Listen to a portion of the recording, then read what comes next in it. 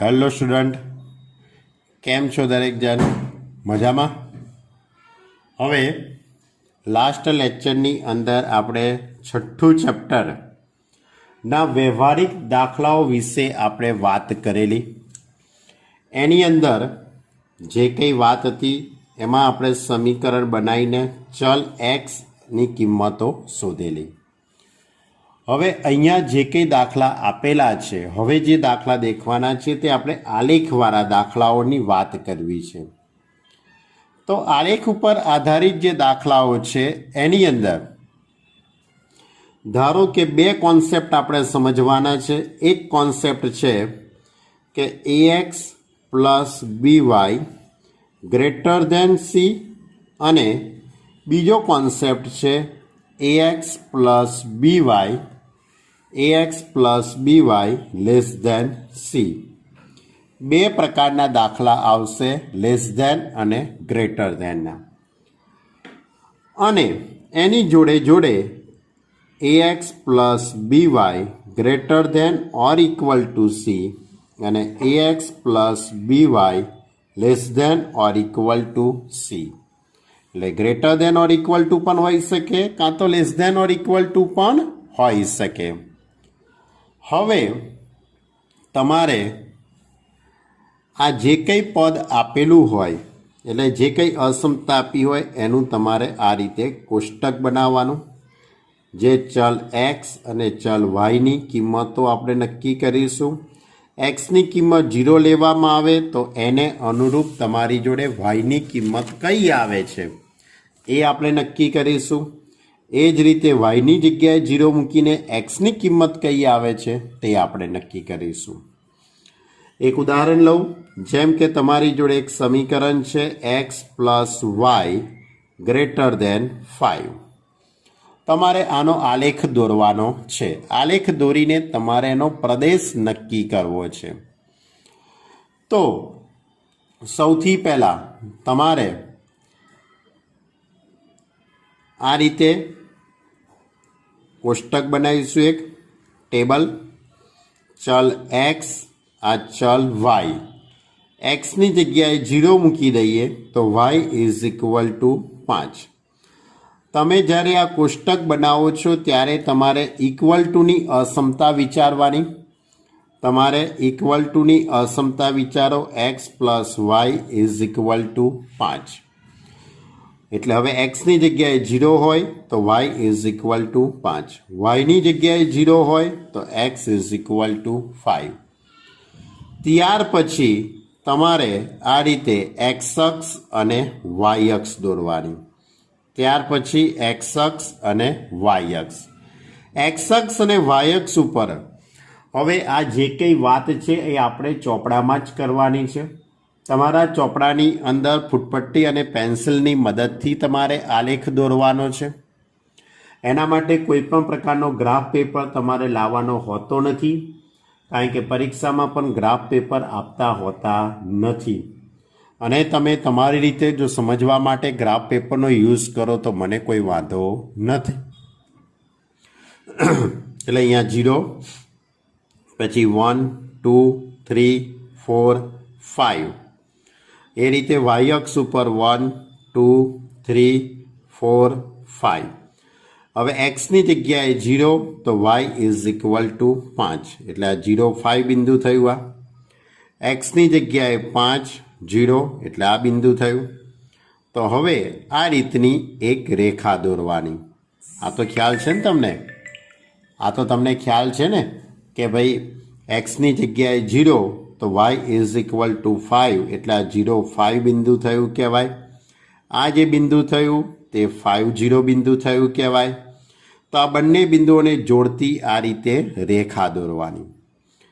હવે રેખા દોર્યા પછી એ પહેલાં જો ગ્રેટર ધેનની અસમતા હોય કે માત્ર લેસ ધેનની અસમતા હોય, માત્ર ગ્રેટર ધેન કે માત્ર લેસ ધેનની અસમતા હોય તો આ રીતે તૂટક રેખા દોરવાની. કેવી રેખા દોરવાની? તૂટક રેખા.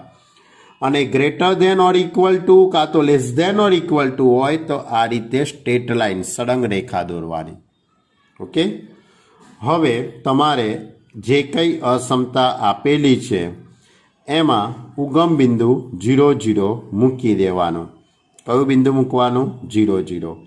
જો 0 0 મૂકતા 0 + 0 greater than or equal to 5 એટલે 0 greater than or equal to 5, તો 0 એ 5 કરતાં મોટા હોય જે શક્ય નથી.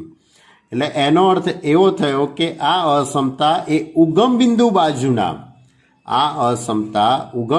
બાજુઓના બિંદુઓનું તે પાલન કરતી નથી. ઉગમ બિંદુ બાજુના બિંદુઓનું તે પાલન કરતી નથી એટલે એની વિરુદ્ધ દિશામાં આવશે. એની વિરુદ્ધ દિશામાં આ રીતે દોરવાનું. ક્લિયર? અને જો પાલન કરતી હોય તો ઉગમ બિંદુ બાજુ આવશે. કહેવાનો અર્થ એમ છે મારો કે તમારે જે કંઈ અસમતા આપેલી હોય એના ઉપરથી તમારે કોષ્ટક બનાવવાનું. સૌથી પહેલાં શું બનાવવાનું? આ રીતનું ટેબલ બનાવવાનું. અને આ રીતનું ટેબલ બનાવવા માટે તમારે ગ્રેટર દેન કાં તો લેસ દેન જે કંઈ આપ્યું હોય એને ઇક્વલ ટુ તરીકે વિચારી લેવાનું. વિચારવાનું, લખવાનું નથી, ખાલી વિચારવાનું છે. અને આ રીતે પહેલી વખત x બરાબર 0 મૂકવાના અને ત્યાર પછી y બરાબર 0 મૂકીને બિંદુ શોધી કાઢવાના. 0 2 0 3 0 5 જે કંઈ આવતા હોય. અને આ રીતે તમારે પેન્સિલ અને ફૂટપટ્ટીનો ઉપયોગ કરીને શક્ય હોય ત્યાં સુધી ફૂટપટ્ટીની મદદથી જ આલેખ દોરવાનો. એટલે આ રીતે સંખ્યા બતાવવાની અને ત્યાર પછી એમાંથી પસાર થતી રેખા. આ કોઈ અંતર એવું નથી કે ભાઈ 5 સેન્ટીમીટર જ હોવું જોઈએ કે 10, એવું કંઈ હોતું નથી. બરાબર? આ આપણે અહીંયા આશરે જ લખેલું છે કારણ કે આપણી જોડે ગ્રાફનો ઉપયોગ કર્યો નથી. અને પરીક્ષામાં પણ તમારે ગ્રાફનો ઉપયોગ કરવાનો હોતો જ નથી.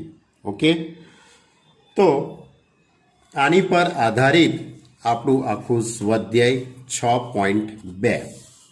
તો આપણે સ્વાધ્યાય 6.2ની વાત કરીએ. હવે મેં દરેક દાખલાઓના આલેખ દોરી દીધેલા છે, માત્ર પ્રદેશ બાકી રાખ્યો છે કારણ કે જોડે જોડે સમજાવવામાં મજા ન આવે એટલા માટે. તો પહેલો દાખલો છે x + y <5. x + y <5. હમણાં જ મેં દાખલો લીધેલો એ જ છે. તો તમારે પહેલાં કોષ્ટક બનાવી દેવાનું. કોષ્ટક બનાવો એટલે x = 0 તો y = 5. ત્યાર પછી y બરાબર 0 તો x = 5. ક્લિયર? એટલે કે બિંદુ થશે 0 5 બિંદુ. એટલે 0 5 બિંદુ આ રીતે y અક્ષ ઉપર આવશે. 5 0 બિંદુ x અક્ષ ઉપર આવશે. આ 5 0 બિંદુ એ x અક્ષ ઉપર આવશે. ક્લિયર? હવે આની અંદર તમારે ઉગમ બિંદુ મૂકવાનું. હવે તમારે આ અસમતાની અંદર ઉગમ બિંદુ 0 0 મૂકતા. તો 0 0 મૂકી દઉં તો 0 + 0 <5. 0 <5 એટલે કે જે સત્ય છે. આ વસ્તુ કેવી છે? સત્ય છે. એટલે એનો અર્થ એમ થશે કે આનો પ્રદેશ એ ઉગમ બિંદુ બાજુ થશે. આનો પ્રદેશ કઈ બાજુ થશે? ઉગમ બિંદુ. એટલે આ રીતે માત્ર તીરનું ચિહ્ન જ કરવાનું છે. બરાબર? કાં તો તમારે શેડ પાડવો હોય તો આ રીતે શેડ પણ પાડી શકો છો પેન્સિલની મદદથી. એવું પણ કરવું હોય તો કરી શકાય. હું તો બધી આ રીતે એરો જ બતાવીશ. એટલે આનો અર્થ શું થયો કહેવાય કે આ બાજુના બધા જ બિંદુઓ આ અસમતાનું શું કરે છે? પાલન કરે છે. ઓકે, ચલો હવે એ જ રીતે ક્વેશ્ચન નંબર 2. 2x + y > 6. પહેલાં આ રીતે કોષ્ટક બનાવી દો. એક્સની જગ્યાએ 0 મૂકી દઉં તો y બરાબર 6. પછી y બરાબર 0 મૂકું તો x = 3. એટલે કે એનો અર્થ એવો થયો કે ભાઈ 0 6 બિંદુ થયું. એક્સની કિંમત 0, y = 6 એટલે અહીંયા બિંદુ આવશે.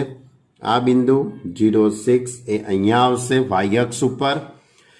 પછી એક્સની કિંમત 3, વાયની કિંમત 0 એટલે કે એ બિંદુ x અક્ષ ઉપર આવશે 3 0.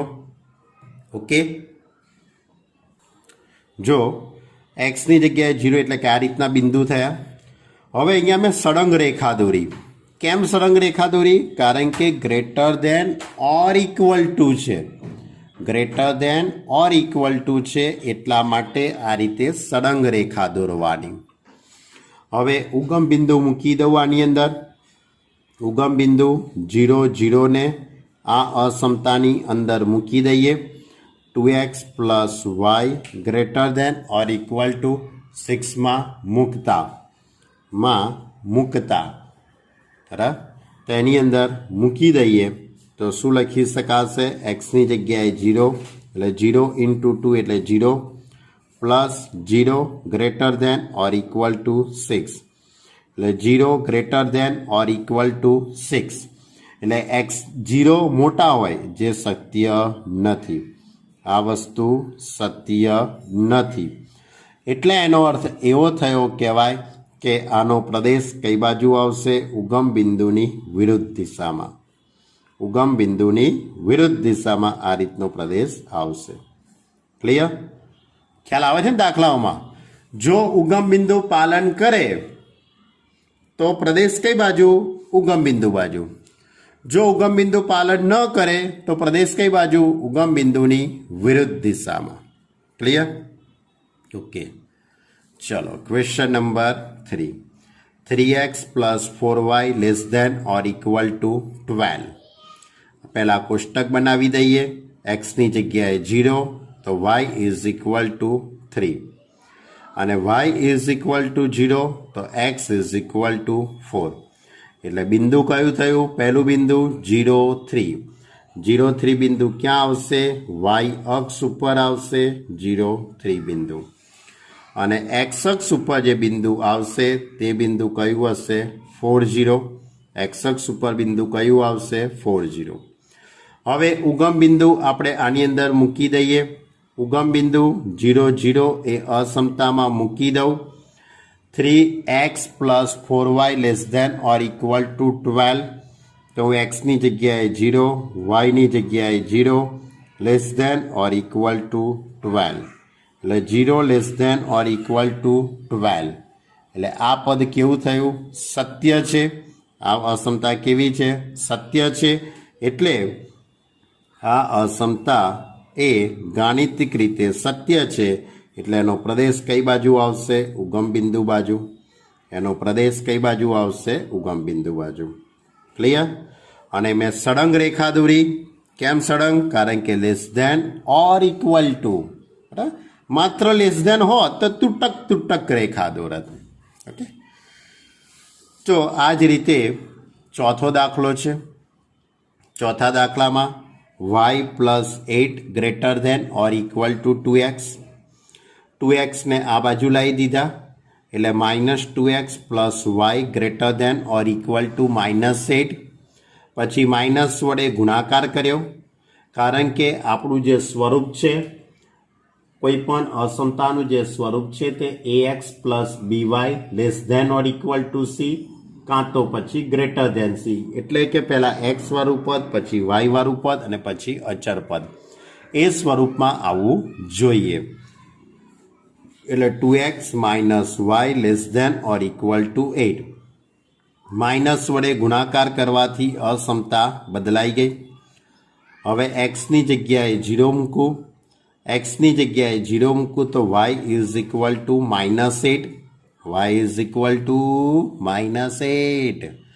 પછી y ઇઝ ઇક્વલ ટુ 0 મૂકવામાં આવે. y ઇઝ ઇક્વલ ટુ 0 તો x ઇઝ ઇક્વલ ટુ 4 થશે. એટલે આ રીતના બિંદુ મળશે. જો હવે બિંદુ કયા થયા? ઋણ દિશાનું પણ એક બિંદુ આવ્યું 0 -8. એટલે એક્સની કિંમત 0 તો y ઇઝ ઇક્વલ ટુ -8. તો y is equal to -8 A y અક્ષની ઋણ દિશામાં આવશે. એટલે અહીંયા -8 આવશે. એટલે એનો અર્થ એમ થયો કહેવાય બિંદુ 0 -8. એક્સ અક્ષ ઉપર આ y અને એક્સ ડેશ 4 0. એક્સની કિંમત 4 તો વાયની કિંમત 0. એટલે એનો અર્થ એમ થયો કહેવાય કે આ બિંદુ 4 0 થયું કહેવાય. ઓકે, હવે તમારે ઉગમ બિંદુ મૂકી દેવાનું। હવે ઉગમ બિંદુ મૂકી દેશો। ક્યાં મૂકી દેશો? આમાં મૂકો તોય ચાલે, આમાં મૂકો તોય ચાલે, કોઈ પણ અસમતામાં તમે મૂકી શકો છો, કારણ કે બધી જ એક ઉપરથી જ બનેલી છે। તો હું છેલ્લી જે અસમતા છે 2x - y < 8 આ અસમતામાં 0 0 મૂકતા હવે આમાં હું 0 0 મૂકી દઉં તો એક્સની જગ્યાએ 0 એટલે આખું પદ 0, વાયની જગ્યાએ 0 એટલે 0 < 8 એટલે 0 < 8 એટલે આ વિધાન સત્ય છે। એટલે એનો અર્થ એમ થશે કે ઉગમ બિંદુ બાજુના બિંદુઓ આ અસમતાનું પાલન કરે છે। એટલે કે એનો અર્થ એમ થશે કે આનો પ્રદેશ એ આ સાઈડ આવશે, એનો પ્રદેશ ઉગમ બિંદુ બાજુ આ રીતે આવશે। ક્લિયર? ખ્યાલ આવ્યો ને દાખલામાં? ઓકે, ચલો પાંચમો, x - y < 2 પહેલાં કોષ્ટક બનાવી દઉં, એક્સની જગ્યાએ 0 મૂકી દઉં તો y = -2, પછી y બરાબર 0 મૂકું તો x = 2। હવે 0 એક્સની કિંમત 0 તો વાયની કિંમત -2, એક્સની કિંમત 0 તો વાયની કિંમત -2 એટલે 0 - 2 તો અહીંયા 0 - 2 આ રીતનું અહીંયા બિંદુ આવશે આ। ત્યાર પછી એક્સની કિંમત 2 તો વાયની કિંમત 0 એટલે આ 2 0 બિંદુ અહીંયા આવશે। હવે ઉગમ બિંદુ < ≤ છે, એટલે સળંગ રેખા આવશે આ રીતે આખી। હવે ઉગમ બિંદુ આમાં મૂકી દઉં, જો ઉગમ બિંદુ મૂકવામાં આવે તો 0 - 0 < <2 એટલે આ વિધાન સત્ય છે। એટલે એનો અર્થ એમ થશે કે આ અસમતા એ કઈ બાજુના બિંદુઓનું પાલન કરશે? ઉગમ બિંદુ બાજુના બિંદુઓનું પાલન કરશે। ઓકે, એટલે આ હતા 1 થી 5 દાખલા।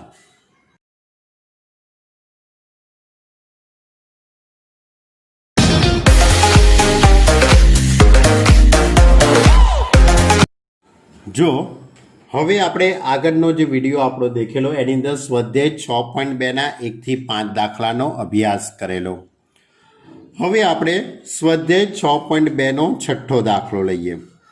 2x - 3y > 6 ગ્રેટર ધેનની અસમતા છે, માત્ર ગ્રેટર ધેન છે એટલે તૂટક રેખા આવશે।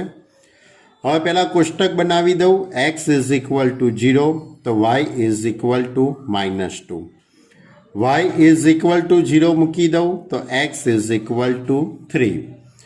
હવે 0 -2 અને 3 0 જો એટલે આલેખ આ રીતે થશે। એક્સની કિંમત આપણી જોડે 0 -2 એટલે આ 0 -2 એટલે આ બિંદુ થયું 0 -2। હવે આ બિંદુ થશે અહીંયા એક્સ અક્ષ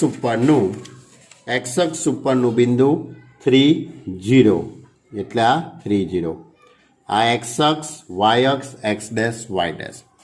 હવે ઉગમ બિંદુ આપણે અસમતાની અંદર મૂકી દઈશું। ઉગમ બિંદુ હું અસમતાની અંદર મૂકી દઉં। અસમતા છે 2x - 3y > 6 તો 0 > 6 થશે। 0 > 6 એટલે કે એ ખોટું થયું કહેવાય। એટલે કે આ અસમતા એ ઉગમ બિંદુ બાજુના બિંદુઓનું પાલન કરતું નથી, એટલે એની વિરુદ્ધ દિશાની અંદર આ રીતે આવશે। ચલો સાતમો દાખલો, -3x + 2y > -6 પહેલાં માઇનસ વડે ગુણાકાર કરી દઉં તો 3x - 2y < 6 નિયમ પ્રમાણે એક્સની જગ્યાએ 0 તો y = -3। ત્યાર પછી y બરાબર 0 મૂકી દઉં તો x = 2।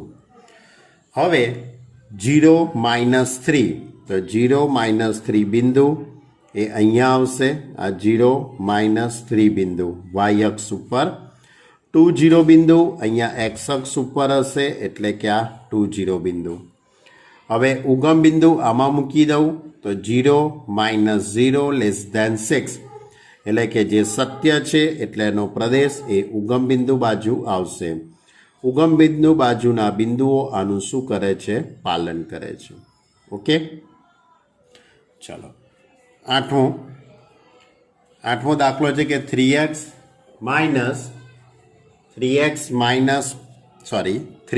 છે સોરી સ્ટુડન્ટ 3y - 5x <30 હવે xની જગ્યાએ 0 મૂકી દઉં xની જગ્યાએ 0 તો y = 10 થઈ જશે અને yની જગ્યાએ 0 મૂકું તો x = -6 હવે 0-10 તો 0-10 બિંદુ આપણે y અક્ષ ઉપર આવશે 0-10 બિંદુ એટલે કે અહીંયા આવશે 10 આ 0-10 બિંદુ -60 બિંદુ એ આ બાજુ આવશે અને આ બંને બિંદુઓને જોડતી તૂટક રેખા ફૂટપટ્ટીની મદદથી તમારે દોરવાની ફૂટપટ્ટીની મદદથી તમારે આ રીતે તૂટક રેખા દોરવાની મારી જેમ નહીં દોરવાની ફૂટપટ્ટીનો જ ઉપયોગ કરવાનો બરાબર તો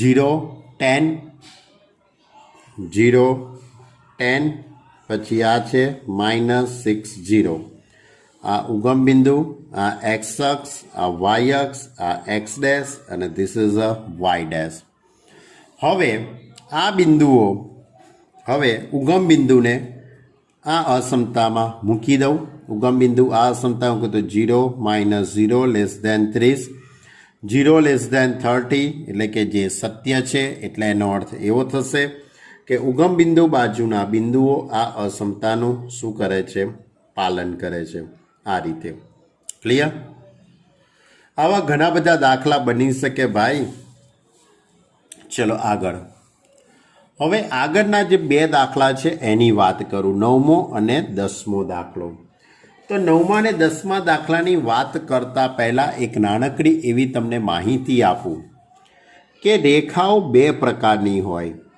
આમ તો ત્રીજી પણ આવશે પણ અત્યારે હાલ હું વાત કરું છું રેખાઓ બે પ્રકારની હશે એક સમક્ષિતિજ રેખા અને બીજી જે રેખા હશે તે શિરોલંબ રેખા એટલે બે પ્રકારની રેખાઓ સમક્ષિતિજ રેખા અને શિરોલંબ રેખા તો સમક્ષિતિજ રેખા કેવી હોય તો સમક્ષિતિજ રેખા એટલે કે એક્સ અક્ષને સમાંતર આ રીતે એક્સ અક્ષને સમાંતર જે રેખા હોય તેને સમક્ષિતિજ રેખા કહેવાય અને વાય અક્ષને લંબ એક્સ અક્ષને સમાંતર અને વાય અક્ષને લંબ ત્યાર પછી શિરોલંબ રેખા એક્સ અક્ષ આ વાય અક્ષ એટલે વાય અક્ષને સમાંતર અને એક્સ અક્ષને લંબ વાય અક્ષને સમાંતર અને એક્સ અક્ષને લંબ જે રેખા છે તેને શિરોલંબ રેખા કહેવાય છે યાદ રાખજો સમક્ષિતિજ રેખાનું સમીકરણ y = b અને શિરોલંબ રેખાનું સમીકરણ x = a y b એટલે ઉગમ બિંદુથી આનું અંતર બતાવે છે b જેટલું છે દાખલા તરીકે y = 2 લખેલા હોય તો આ રેખા આ રીતે દોરી શકાય એક્સ અક્ષ આ વાય અક્ષ આ ઉગમ બિંદુ એટલે કે y = 2 એટલે y = 2 આ રીતની રેખા થશે સમક્ષિતિજ રેખા એ જ રીતે x = a એટલે ઉગમ બિંદુથી અહીં સુધીનું અંતર એ જેટલું છે ધારો કે તમારી જોડે x =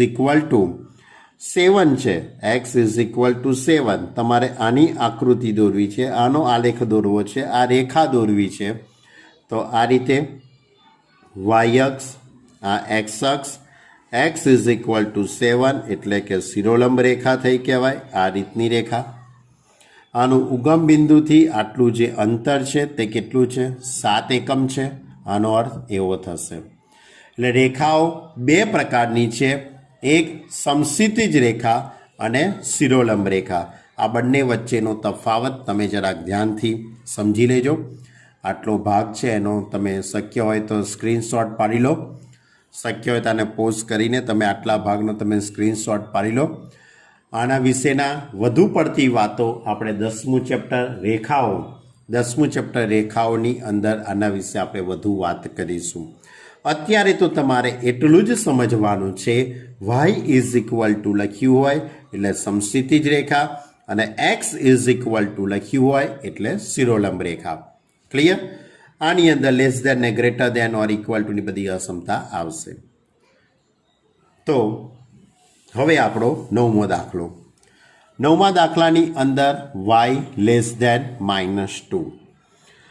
y લેસ દેન -2 એટલે કે y ઇઝ ઇક્વલ ટુ 2 થયું કહેવાય. y ઇઝ ઇક્વલ ટુ 2 એટલે કે સમક્ષિતિજ રેખા થઈ કહેવાય. સમક્ષિતિજ રેખા y ઇઝ ઇક્વલ ટુ -2 એટલે કે આ રીતે થઈ કહેવાશે.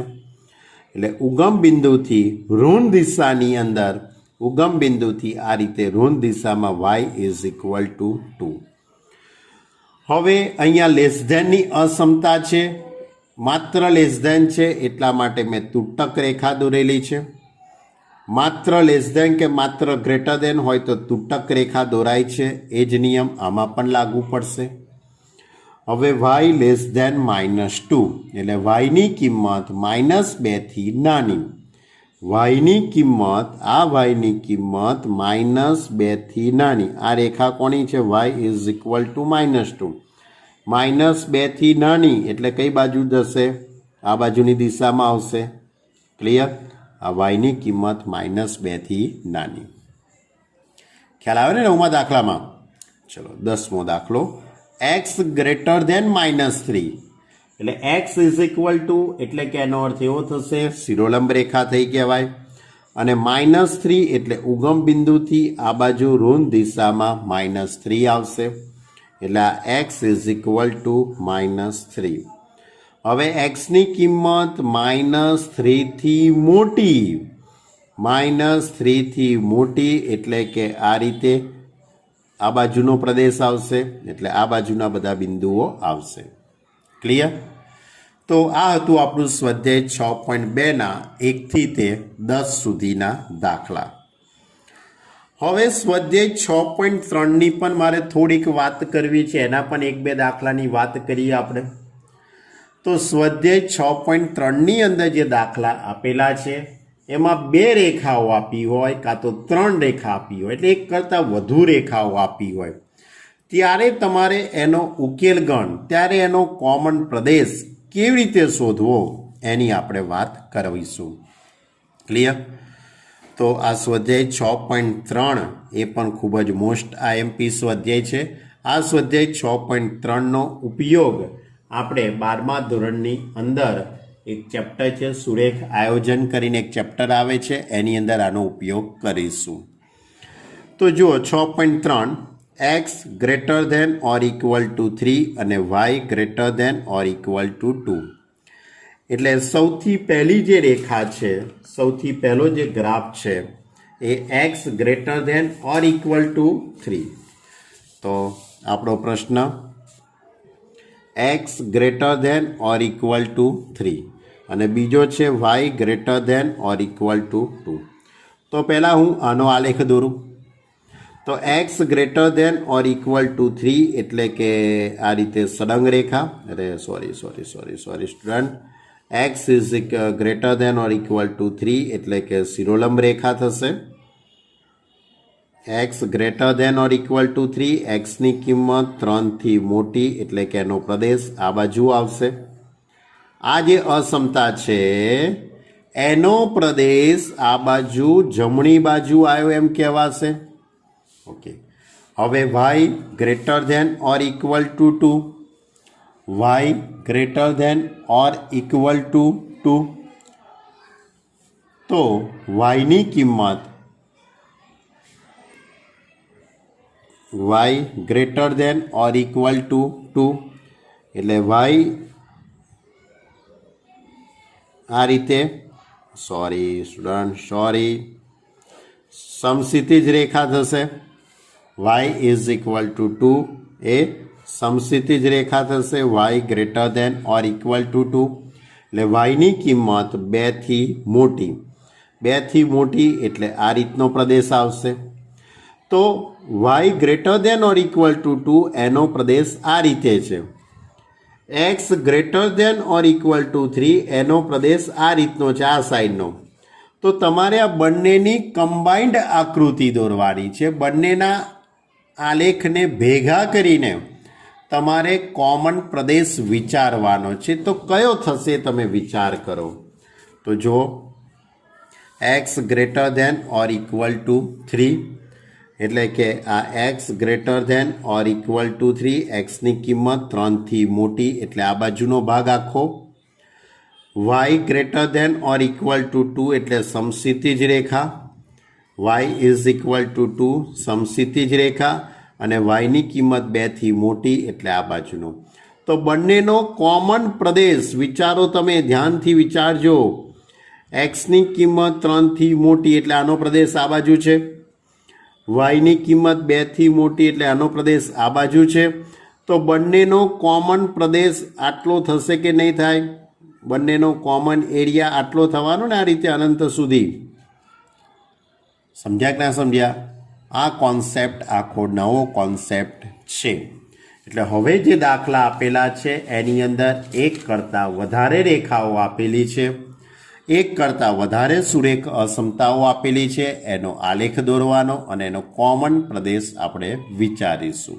ઓકે, તો આ 6.3નો પહેલો દાખલો હતો. જો question number 2, 3x plus 2y less than or equal to 12, x greater than or equal to 1 અને y greater than or equal to 2. Total 3 રેખાઓ આપેલી છે. તમારે ત્રણેય રેખાનો કોમન પ્રદેશ વિચારવાનો છે. પહેલાં 3 રેખાઓને તમે ઇન્ડિવિજ્યુઅલ વિચારો. આપણે દાખલામાં કે 3 રેખાઓ દોરવાની જરૂર હોતી નથી.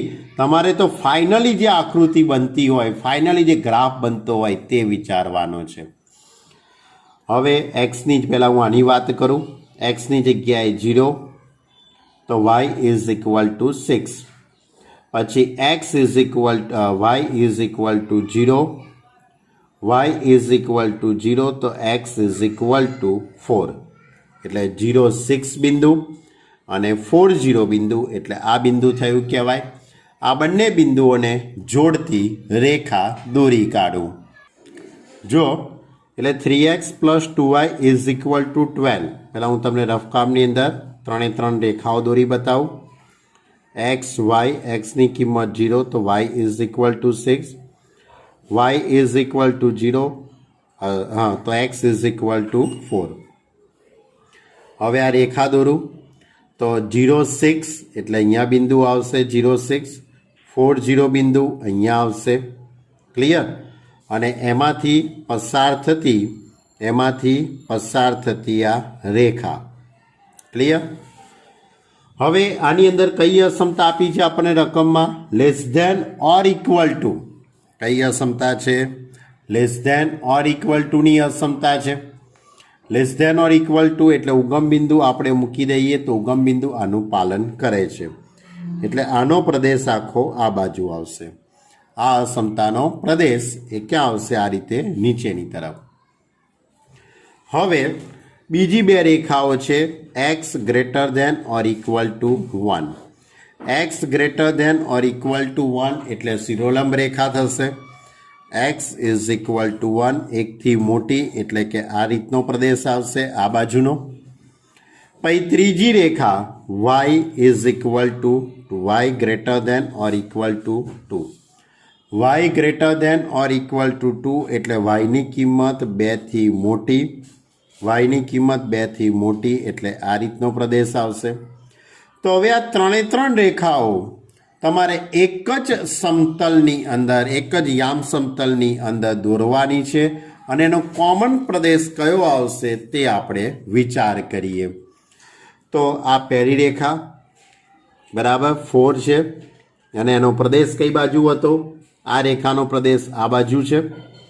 આ રેખાનો પ્રદેશ કઈ બાજુ હતો? આ બાજુ. પછી x ઇઝ ઇક્વલ ટુ 1 એટલે x greater than or equal to 1 એટલે xની કિંમત 1 કરતાં મોટી એટલે આનો પ્રદેશ આ બાજુ હતો. ત્યાર પછી y is greater than or equal to 2 yની કિંમત 2 થી મોટી એટલે એનો પ્રદેશ ઉપરની તરફ હતો. હવે તમે આ ત્રણે ત્રણને ભેગા કરો, ત્રણે ત્રણનો તમે શેડ બતાવો. આ રીતનો શેડ આનો થશે, આનો શેડ આ બાજુનો થવાનો, આનો તમે શેડ દોરો તો એ આ રીતનો થશે. તો ત્રણે ત્રણ ભેગા થઈને કયો ભાગ બનાવે છે? ત્રણે ત્રણ રેખાઓ ભેગા થઈને કયો ભાગની રચના કરે છે તમે જુઓ. બરાબર, તો આટલો ભાગ બને છે. જો આટલો ત્રિકોણ બને છે, આટલો ભાગ થાય છે, આ એનો કોમન પ્રદેશ થયો કહેવાય. તમે ખૂબ જ શાંતિથી વિચારશો તો તમને જરૂર સમજણ પડશે. ઓકે, ચલો હવે ત્રીજો દાખલો લઈએ. ત્રીજો દાખલો છે 2x plus y greater than or equal to 6, 3x plus 4y less than or equal to 12. પહેલાં બંને રેખાઓનો કોઠો બનાવી દઉં. બંને રેખાઓનો કોઠો બનાવું તો એક્સની કિંમત 0 તો y is equal to 6, y is equal to 6 તો x ઇઝ ઇક્વલ ટુ 3. એટલે 0 6 બિંદુ, તો 0 6 બિંદુ અહીંયા આવી શકે. 3 0 એ બિંદુ અહીંયા આવશે. એ જ રીતે બીજી રેખા માટે 3x plus 4y less than or equal to 12. એક્સની જગ્યાએ 0 મૂકું તો y ઇઝ ઇક્વલ ટુ 3. yની જગ્યાએ 0 મૂકું તો x ઇઝ ઇક્વલ ટુ 4. એટલે કે આ હતી સંખ્યા અહીંયા 0 6 અને આ હતી સંખ્યા મેં પસંદ કરેલી 3. હવે 0 3 સંખ્યા આની નીચે આવશે એટલે આ કંઈક હશે 4 0 આ સાઈડની સંખ્યા હશે. બરાબર, તો પહેલાં આમાંથી પસાર થતી રેખા એ આ આવશે અને આમાંથી નીકળતી જે રેખા હશે તે આ હશે. એટલે આ રીતની મેં રેખા દોરી કાઢી, બિંદુઓને જોઈન્ટ કરી દીધા.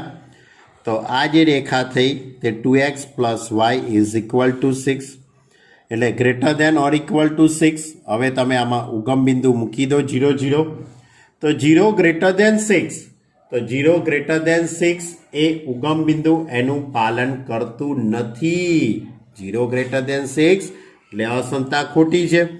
એટલે ઉગમ બિંદુ બાજુના બિંદુઓ આનું પાલન કરતા નથી એટલે એની વિરુદ્ધ દિશામાં આવશે. એટલે આ રેખાનો પ્રદેશ આ રીતે વિરુદ્ધ સાઈડમાં છે. હવે આ અસમતા એનો આલેખ આવી રહ્યો એટલે રેખા આ રીતની છે. આમાં ઉગમ બિંદુ 0 0 મૂકું તો 0 0 આનું પાલન કરે છે એટલે કે એનો પ્રદેશ આ સાઈડનો હશે. તો આ રેખાનો પ્રદેશ આ સાઈડનો છે. ક્લિયર? વિચારજો બરાબર. આ જે રેખા છે એનો પ્રદેશ આ સાઈડનો છે. આ જે રેખા છે તેનો પ્રદેશ આ સાઈડનો છે. તો બંનેનો કોમન થઈને પ્રદેશ આટલો બને છે. વિચારી જુઓ મારી વાત સાચી કે ખોટી. આટલો ભાગ આવશે આખો, આ રીતના પટ્ટો આવતો જશે આખો એમ. બરાબર, તો આ હતો આપણો ત્રીજો દાખલો. હવે આપણે એની આગળના દાખલાનો આવતી વખતે અભ્યાસ કરીશું. એટલે આપણે 3 સુધીના 1 થી 3 દાખલાઓનો અભ્યાસ કરીએ છીએ. તમે ખૂબ જ શાંતિથી વિચારીને પહેલાં સ્વાધ્યાય 6.2 ક્લિયર કરજો. 6.2 ક્લિયર થઈ જાય ત્યાર પછી સ્વાધ્યાય 6.3નો પહેલો, બીજો ને ત્રીજો 3 જ દાખલાનો અભ્યાસ કરજો. શક્ય હોય તો પહેલાં રફ કાગળની અંદર તમે દરેક રેખાના પ્રદેશ વિચારજો અને પછી એ રેખાઓને ભેગી કરજો, પછી એ રેખાઓને તમે કમ્બાઇન્ડ કરજો. બરાબર, એટલે તમને ખ્યાલ આવશે. ઓકે સ્ટુડન્ટ, તો આજે આપણે અહીં સુધી રાખીએ છીએ. બીજું, પેન્સિલ ફૂટપટ્ટીનો ઉપયોગ કરીને જ તમારે આલેખ દોરવાના છે, પેનની મદદથી દોરવાનો નથી. આ વસ્તુ ખાસ ધ્યાનમાં રાખજો. ઓકે, તો હવે આવતી વખતે સ્વાધ્યાય 6.3 પૂર્ણ કરીશું અને તમે 6.2 અને 6.3ના આલેખ દોરી કાઢજો. Okay student, by.